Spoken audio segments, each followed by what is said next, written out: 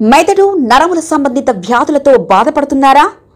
కర్నూలు, హైదరాబాద్, చెన్నై, బెంగళూరు వంటి నగరాలకు వెళ్లకుండా ఇప్పుడు మన పొద్దుటూరులోనే ఈ సమస్యల పరిష్కారానికి అందరి కోసం స్థాపించబడింది వెంకటారాధ్య న్యూరో కేర్. మా అడ్రస్ డోర్ నంబర్ 9/397 ఈశ్వర గ్యాస్ ఏజెన్సీ పక్కన, హోమాస్పేట, పొద్దుటూరు, కడప జిల్లా. మా ఫోన్ నంబర్ 8519901459.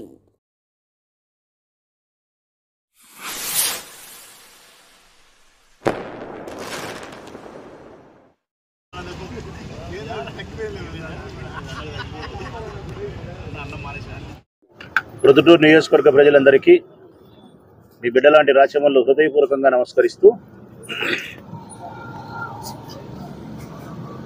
ఎగ్జిబిషన్ నిర్వహించిన నిర్వాహకులు తెలుగుదేశం పార్టీకి సంబంధించిన వారు స్థానిక ఎమ్మెల్యే వరదరాజరెడ్డి గారి ఆశీస్సులతో, వారి కుమారుడు కొండారెడ్డి గారి యొక్క అభయాస్తంతో ఎగ్జిబిషన్ నిర్వహించిన నిర్వాహకులు సుమారుగా 88-90 లక్షలు ఎగరగొట్టడానికి సిద్ధమై ఉన్నారు. అది మీ ధనమే ప్రజలారా, ప్రజలకు సంబంధించినటువంటి ధనమే. అది మున్సిపల్ ఖజానాకు చేరాల. ఆ డబ్బుతోనే రోడ్డు, కాలువ, మంచి పనులు, అభివృద్ధి పనులు మనం చేసుకుంటాం. అయితే ఆ డబ్బు మీకు చెందవలసిన, మీ అభివృద్ధి కొరకు వినియోగించవలసిన డబ్బును తెలుగుదేశం పార్టీ నాయకులు వాళ్ళ స్వార్థానికి ఎగరగొట్టే ప్రయత్నం చేస్తే, అది కూడా మీ దగ్గర నుంచి 35 రూపాయల టికెట్ తీసుకోవాల్సి ఉంటే 100 రూపాయల టికెట్ తీసుకున్నారు. మున్సిపల్ చైర్మన్ భీమనపల్లి లక్ష్మీదేవి గారు ఖరారు చేసినది 35 రూపాయలే టికెట్ పెద్దలకు, పిల్లలకైతే 25. అది కూడా అన్యాయంగా, అక్రమంగా వరదరాజరెడ్డి ఆశీస్సులతో, కొండారెడ్డి ఆశీస్సులతో 100 రూపాయలు రాబట్టారు. దానికి వాళ్ళు ఇప్పుడు సమాధానం చెప్పరు కూడా.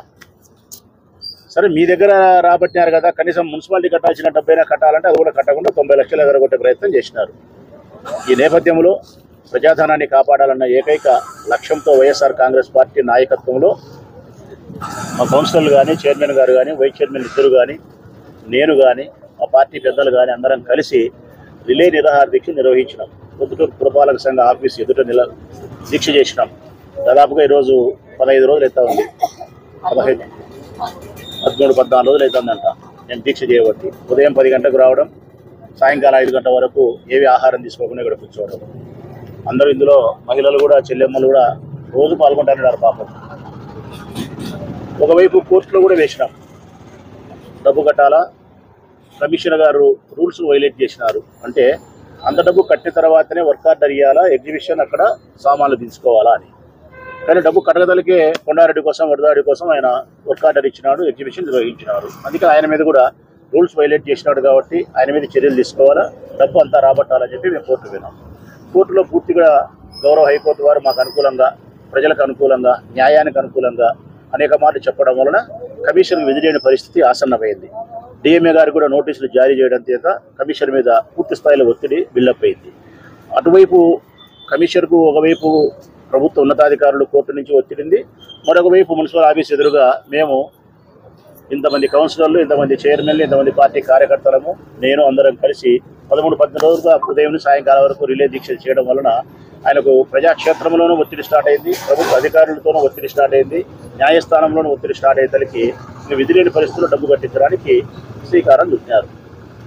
ఆయన బలవంతం చేసి వాళ్ళని ఇబ్బంది పోయి కాళ్ళ వేళ్ళ పడి ఏంటంటే ఇబ్బందులు పడి రకరకాలుగా తిప్పలు పడితే లాస్ట్కు 54 లక్షలు కట్టినారు ప్రజలారా. 88 లక్షలు కట్టాల్సిన వాళ్ళు 54 లక్షలు కట్టినారు. ఈ 54 లక్షలు వాళ్ళు కట్టడానికి ప్రధానమైన కారణం కోర్టు, ప్రధానమైన కారణం వైఎస్ఆర్ కాంగ్రెస్ పార్టీ పోరాట పటిమ. ఈ 2 కారణాల చేతనే వాళ్ళు 54 లక్షలు కట్టినారు. ఇంకా కట్టాల్సిన 34 లక్షలు ఏంటంటే కదా జిఎస్టీ. 1,91,00,000 మున్సిపాలిటీకి, ఆ 1,91,00,000 మీద 18% జిఎస్టీ, 34 లక్షలు జిఎస్టీ కార్యాలయానికి వస్తుంది. ఆ నుంచి స్టేట్ గవర్నమెంట్కి ఇంత, సెంట్రల్ గవర్నమెంట్కి ఇంత వస్తుంది. ఇప్పుడు ఆ 34 లక్షలు ఇంకా కట్టలే. నిన్నటికైతే 54 లక్షలు కట్టారు. ఇంకా వాళ్ళ ఉద్దేశం 34 లక్షల రూపాయలు కూడా ఎగరగొట్టాలనే ఉద్దేశం ఉందని ఫస్టే చెప్పినా. అయితే కోర్టులో మటుకు అది తప్పించుకునే దానికి వల్లనే కాదు. రాగిరాయ పైసా నుంచి హైకోర్టు రాబడుతుంది. మేము కోర్టులో కరెక్ట్గా మేము న్యాయస్థానంలో పోరాటం చేస్తున్నాం కాబట్టి ఇబ్బంది లేదు. ఇంకొకటి కూడా ఇందులో మీరు గుర్తుపెట్టుకోవాల్సిన అంశం ఏంటంటే కనుక, మున్సిపల్ కమిషనర్ హైకోర్టు వారికి సంజాయిషి ఇచ్చిన నేపథ్యంలో ఒక మాట చెప్పినాడు. వాళ్ళు డబ్బులు ఎగరగొట్టి పోకుండా నేను ఎగ్జిబిషన్ నిర్వాహకుల యొక్క ఎగ్జిబిషన్ సామాన్లు అన్నింటినీ కూడా అనిపిసెంట్ మున్సిపల్ హై స్కూల్ గ్రౌండ్లో ఉన్నాయి కదా, ఆ ఎగ్జిబిషన్ సంబంధించిన సామాన్లన్నింటినీ నేను సీజ్ చేసినాను.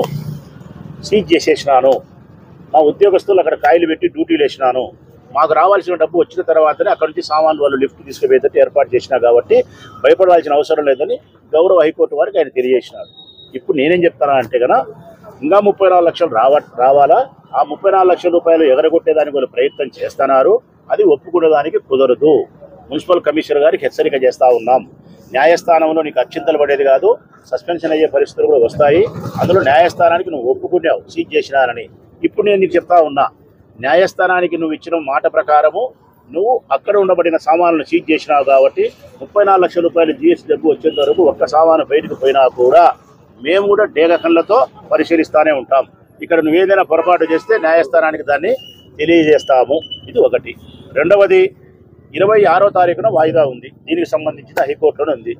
ఆయన ఏం చెప్పినాడు మున్సిపల్ కమిషనర్ లాయర్ అంటే కనుక 4 రోజుల కింద జరిగిన వాయిదాలో నాకు 2 వారాలు గడువు ఇస్తే కనుక ఈ 2 వారాల గడువులో వాళ్ళతో డబ్బంతా కట్టించి నేను నీకు కౌంటర్ ఫైల్ చేస్తాను, కోర్టు వారికి నివేదిక ఇస్తానని చెప్పినాడు.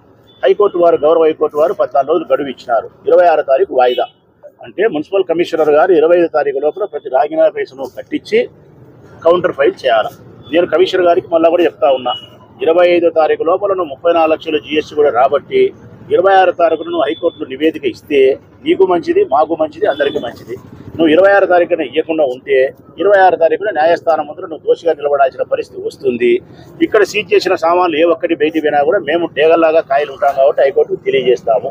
ఈ 2 విషయాలను తెలియజేస్తూ నిర్వాహకులు కూడా ఒక మాట చెప్తాను. బ్రహ్మదేవుడు వచ్చినా కూడా మీరు 34 లక్షలు ఎగరగొట్టేదానికి కుదరదు, మీరు కట్టాల్సిందే. మీరు బుద్ధి తెచ్చుకొని ఇప్పటికైనా వరదరాజిరెడ్డి గారు, వరదరాజిరెడ్డి కుమారుడు వాళ్ళు ఇప్పటికైనా జ్ఞానం తెచ్చుకొని ఆ 34 లక్షల రూపాయలు నిజాయితీగా కట్టే ప్రయత్నం చేస్తే, అంతకుముందు వైఎస్ఆర్ కాంగ్రెస్ పార్టీ నిర్వహించినప్పుడు ఎవరైనా మా వాళ్ళు కొద్దిగా గొప్ప జీఎస్టీ ఎగరగొట్టింటే ఆ డబ్బును మా వాళ్ళతో నేను కట్టించడము, వాళ్ళు కొద్ది గడ్డ లేకపోతే నేను భాగం వేసుకోవాలని కట్టే క్రమం చేస్తానని చెప్పినా కాబట్టి మీకు నాకు ఇరువురికి సంస్కారం ఏంటంటే మీరు 34 లక్షలు కట్టండి. కట్టకపోతే మాత్రం కోర్టులో తప్పించుకోలేరు. ఫైనల్గా నేను చెప్పేది ఏంటంటే 34 లక్షల రూపాయలు కోర్టు ద్వారా వస్తాదనే విశ్వాసము, కమిషనర్ రాబడతాడనే విశ్వాసము పూర్తిగా నమ్ముతూ ఇక ఈ దీక్షా శిబిరాన్ని కంటిన్యూ చేయడం వలన పోలీసులకు కానీ మరొకరికి కానీ డిస్టర్బెన్స్ ఉండకూడదనే ఉద్దేశంతో ఈ రోజుకి దీక్షా శిబిరాన్ని మేము ఉపశమనం కలిగిస్తున్నాం. టెంపరవరీగా 34 లక్షల రూపాయలు కన్నా మళ్ళీ కట్టకుండా హైకోర్టులో వాళ్ళు సరైనటువంటి సమాధానం ఇవ్వకుండా తప్పించుకునే ప్రయత్నం చేస్తే మళ్ళీ హైకోర్టులో అక్కడ వాదన స్టార్ట్ అవుతుంది. ఇదే శిబిరంలోనే మళ్ళా రిలే నిరాహార దీక్షలు ప్రారంభమవుతాయి. కాబట్టి ప్రతి రూపాయి మీరు కట్టేంత వరకు వైఎస్ఆర్ కాంగ్రెస్ పార్టీ ప్రయత్నం చేస్తుంది. ప్రతి రూపాయి మీరు రాబట్టడం కోసం కమిషనర్ గారు ప్రయత్నం చేయాలని చెప్పి కోరుకుంటూ 13-14 రోజులుగా వైఎస్ఆర్ కాంగ్రెస్ పార్టీ నాయకులు, కార్యకర్తలు చేసిన రిలే నిరాహార దీక్ష పోరాట పటిమ అభినందనీయము, అపూర్వము. ముఖ్యంగా మహిళా కౌన్సిలర్లను, మహిళా మనులను, కార్యకర్తలను మనస్ఫూర్తిగా నేను అభినందిస్తానా, వారికి శుభాకాంక్షలు తెలియజేస్తా ఉన్నా. మన ప్రతిపక్షంలో ఉన్నప్పటికీ కూడా అనేక రకాల కష్టాలు వస్తాయని తెలిసినప్పటికీ కూడా ప్రజాధనాన్ని కాపాడడానికి, ప్రజాస్వామ్యాన్ని గెలిపించడానికి మీరు చూపిస్తున్న పోరాట పటిమ అభినందనీయం, అపూర్వం. మనస్ఫూర్తిగా మీ నాయకునిగా రాచవల్లి శివప్రసాద్ రెడ్డిని మీ సోదరుడు మిమ్మల్ని అభినందిస్తూ వైఎస్ఆర్ కాంగ్రెస్ పార్టీ జెండా పట్టిన ప్రతి కార్యకర్త, నాయకుడు కూడా ప్రజా సమస్యల పరిష్కారం కోసం పోరాటాల వైపు ప్రయాణం కావాల్సిందని తెలియజేస్తూ సెలవు. మెదడు, నరముల సంబంధిత వ్యాధులతో బాధపడుతున్నారా? కర్నూలు, హైదరాబాద్, చెన్నై, బెంగళూరు వంటి నగరాలకు వెళ్లకుండా ఇప్పుడు మన పొద్దుటూరులోనే ఈ సమస్యల పరిష్కారానికి అందరి కోసం స్థాపించబడింది వెంకటారాధ్య న్యూరో కేర్ మెదడు నరముల హాస్పిటల్.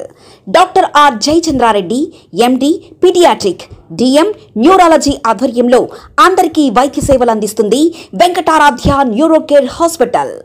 మా వద్ద లభించే వైద్య సేవలు పక్షవాతం, మూర్ఛ, ఫిట్స్, తలనొప్పి, మెడనొప్పి, మూతి వంకర, వణుకు, కంపవాతము, మతిమరుపు, నరాల బలహీనత, తిమ్మిర్లు, మంటలు, నడుము నొప్పి, కళ్ళు తిరగడం, కండరంల జబ్బులు, తూలినట్లు నడవడం వంటి వాటికి వైద్య సేవలు అందించబడును. మూర్ఛ వ్యాధి పరీక్ష, వీడియో మూర్ఛ వ్యాధి పరీక్ష, నరాలకు సంబంధించిన కంప్యూటర్ కరెంటు పరీక్ష, కంటి నరములకు సంబంధించిన కంప్యూటర్ పరీక్ష, ఫిజియోథెరపీ వైద్య సదుపాయం, చెవి నరములకు సంబంధించిన కంప్యూటర్ పరీక్షలు ప్రత్యేకంగా చేయబడును. పక్షవాతం వచ్చిన 4 గంటల 30 నిమిషాలలో రక్తం గడ్డం తరుగుటకు ప్రత్యేక సూది మందు థర్బోలైసిన్ నిత్యం అందుబాటులో ఉండుట మా హాస్పిటల్ ప్రత్యేకత. చిన్నపిల్లల ఎదుగుదల లోపం, జన్యు సంబంధిత వ్యాధులు, మూర్ఛ వ్యాధులకు ప్రత్యేకంగా చూడబడును. మా అడ్రస్ డోర్ నంబర్ 9/397 ఈశ్వర గ్యాస్ ఏజెన్సీ పక్కన హోమాస్పేట, పొద్దుటూరు, కడప జిల్లా. మా ఫోన్ నంబర్ 8519901459.